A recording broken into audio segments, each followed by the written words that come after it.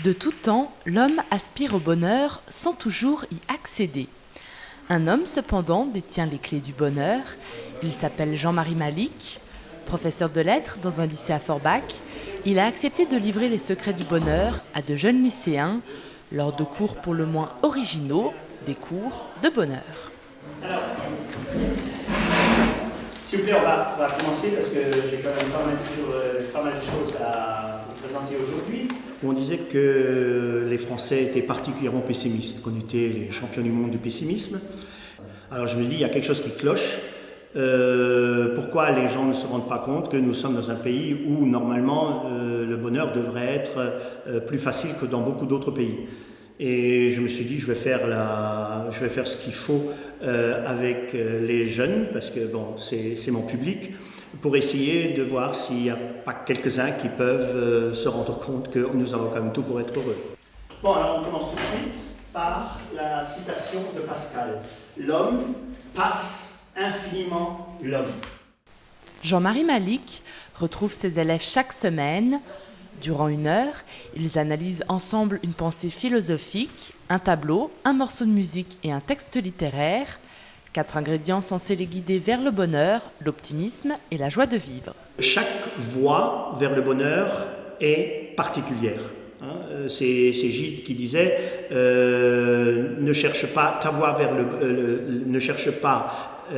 voie vers le bonheur qui pourrait être celle de tout le monde, cherche la tienne. Et moi, ce que j'aimerais, c'est montrer aux élèves qu'il y a des pistes à explorer pour qu'ensuite ils trouvent leur bonheur particulier.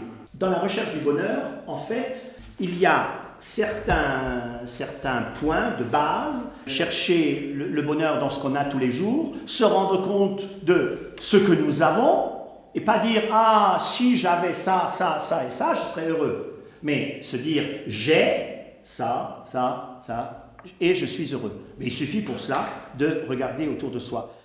À travers les pensées de Pascal, les compositions de Camille Saint-Saëns, l'œuvre de Jean-Siméon Chardin ou encore les poèmes de Blaise Cendrars, le professeur leur apprend à faire du bonheur un état d'esprit naturel. Le bonheur, pour le trouver, il y a des efforts à faire.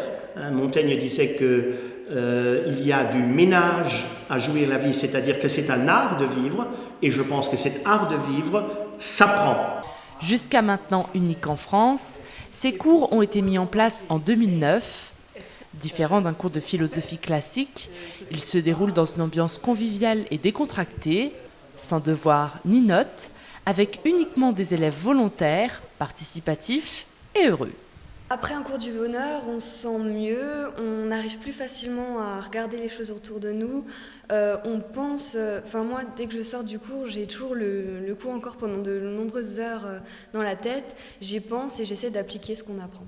C'est vrai qu'on apprend des choses sur la vie de tous les jours. On essaie donc de se rendre compte des différentes choses qui peuvent nous rendre heureux, et donc automatiquement après on essaie de s'y intéresser plus, et donc moi je trouve qu'on est quand même plus heureux après, ouais.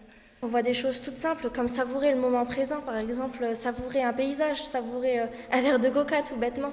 C'est simplement aussi génial de venir ici.